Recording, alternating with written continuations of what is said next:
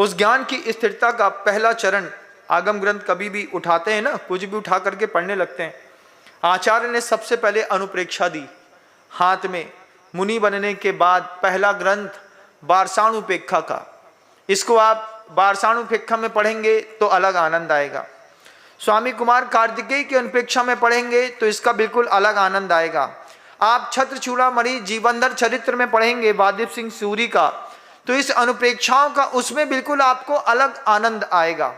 ये अनुप्रेक्षाएं ऐसा नहीं कि जो आपकी पुस्तक पे लिखी है मात्र उतनी ही है, हर आचार्य ने इस तरीके की अनुप्रेक्षाओं में अपनी अपनी लेखनी, अपना अपना कलम और अपना अपना अनुभव रखा है, और एक एक करके सारे अनुभवों से अपने दिमाग को वो मंत्री जो सिर्फ उस ज्ञान को प्राप्त करने आया है जिसमें बिना पूछे बता दिया जाता है, उसकी पूर्व भूमिका किस तरीके से स्थापित है, किस तरीके से ज्ञान कितना मेहनत से मिलता है, उसके लिए अंदर और बाहर की कितनी तैयारी करनी पड़ती है, लेकिन आप लोगों को बड़ा सहज उपलब्ध है। कैसे उपलब्ध है महाराज? सीरी बताना थोड़ा, सीरी बता देती है, गूगल बता देता है, आपका ज्ञान तो बहुत सहज हो गया, इतनी मेहनत का जमाना नहीं है। कौन महाराज आर्त और ध्यान छोड़ेगा? कहाँ आप लगे जमाने में अनित अषण उपेक्षा की भावना में, गूगलाय नमो नमः हो गया है, गूगल की शरण में, गूगल शरणम पब्बत जामी, वही मंगल है, वही उत्तम है, वही शरण है।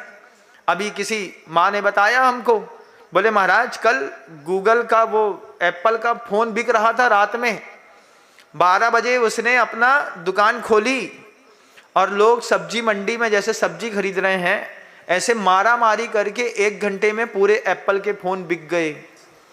हमने कहा बहुत बढ़िया, क्या था उसके अंदर? बोले केवल ज्ञान जैसी शक्ति उसमें दिखाई देती है। नया एडिशन आया है, उसको लोगों ने हाथों हाथ ले लिया। कार्तिकेय अनुप्रेक्षा का नया एडिशन आपके हाथ में देंगे तो आप क्या करेंगे? उठा करके मंदिर की अलमारी में पहले 2-4 दिन तो घर में रखोगे, इतने तो ईमानदार हो। तुमको कोई धार्मिक पुस्तक कोई गिफ्ट कर दे, 4, 5, 7 दिन, 10 दिन, 15 दिन आप उसको अपनी घर में रख लोगे, फिर एक दिन वो बोझ लगने लगेगी। जिस दिन वो बोझ लगेगी तो 1 आध दिन उसको भर करके साफ करके और बहुत दयालु उतरे तो उस पर कवर चढ़ा करके फिर धीरे से मंदिर में आओगे, रख दोगे। किसके काम की है? भगवान के काम की है। हमारे क्या काम की है? भगवान पढ़ेंगे।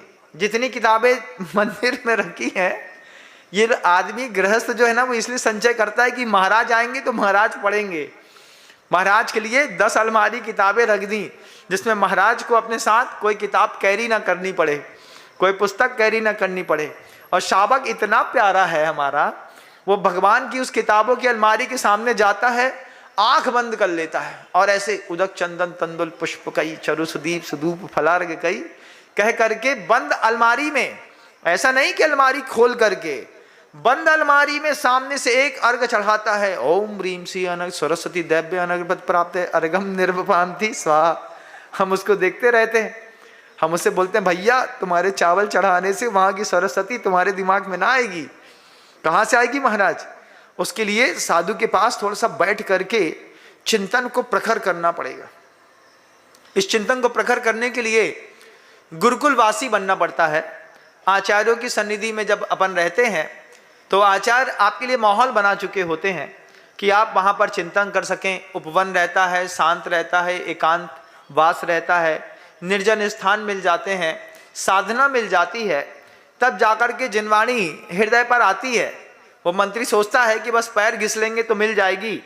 इतना सहज किसी ज्ञान को प्राप्त करना नहीं है।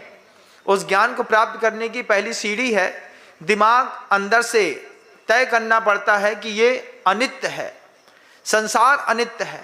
84 लाख योनियों में कितना कहाँ कहाँ भिन्न भिन्न हुआ है।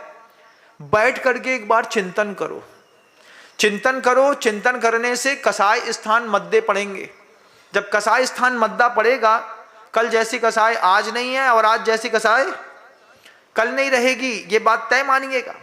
गृहस्थ खींच लेकर जाता है, कई बार अनंतानुबंधी का बंद करता है ना, 6 महीने से ज्यादा एक जैसे कसाय स्थान पर जीता है और अपनी कसाय को लगातार फूंकता रहता है। क्यों? कल जैसी हुई थी उसकी धार कहीं कम ना हो जाए। धार कम होगी तो हमारी धार कम हो जाएगी। साधु उसी धार पर पानी डाल देता है, भैया ज्यादा देर इसके साथ हो ना पाएगा हमारा, क्योंकि अनित्य भावना आज है कल नहीं रहेगा। अशरण भावना दूसरी भावना है। अनित्या संसार एकत्व नित्या सुच्चाश्रव संबर निजरा लोक बोधि दुर्लभ धर्म स्वाख्या तत्वान चिंतन मनुप्रेक्षा। तत्व सूत्र में ये 12 प्रकार की भावनाओं का एक दिग्दर्शन कराया गया है। जरूरी नहीं है कि धबला जय धबला महाधबला महाबंद पढ़ेंगे, हम गोमटसार कर्मकांड पढ़ेंगे तभी कर्मकांडी माने जाएंगे। आहा, आचार्य कहते हैं ये अनुप्रेक्षा भी भवीय जनानंद जननीयो, विशेषण लिखा है गुरुदेव ने। जो भव्य होता है और भव्य होने के बाद जो वास्तव में मुक्ति कांक्षी होता है, उसी के हृदय में ये आनंद पैदा करती है। और नहीं तो दूसरा कोई गाना लगा दे तो अभी आनंद आ जाएगा, रौद्र ध्यान का कोई स्वरूप अगर आपको दिखा दे तो आनंद आ जाएगा। अनुप्रेक्षा में आनंद सिर्फ इसलिए नहीं है कि भवी जनानंद जननीयो, सिर्फ भव्य जनों के हृदय में ये अनुप्रेक्षाएं आनंद पैदा करती हैं। आचार्य एक प्रशस्त निमित्त बनकर के सामने उस मंत्री मुनि को समझाना चाह रहे हैं कि तुम सबसे पहले अनित्य भावना को समझो। कुछ भी चीज संसार में स्थिर नहीं है, न तुम्हारा राज्य, न शासन, न कोई चीज। सुन करके लगातार वो मंत्री समय के काल में उस अनित्य भावना का चिंतन करते करते जो मोह का चढ़ा हुआ पानी था वो धीरे धीरे धीरे करके उतरने लगा।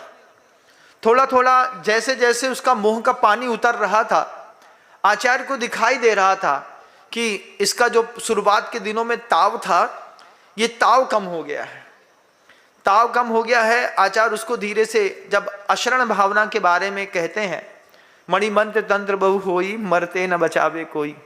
महाराज बचाता तो है मंत्र तंत्र, जब तक आयु कर्म के निषेध शेष है तब तक तो संयोजना बन जाएगी, लेकिन अगर आयु कर्म ही क्षय हो गया तो फिर कोई बचाने वाला नहीं है।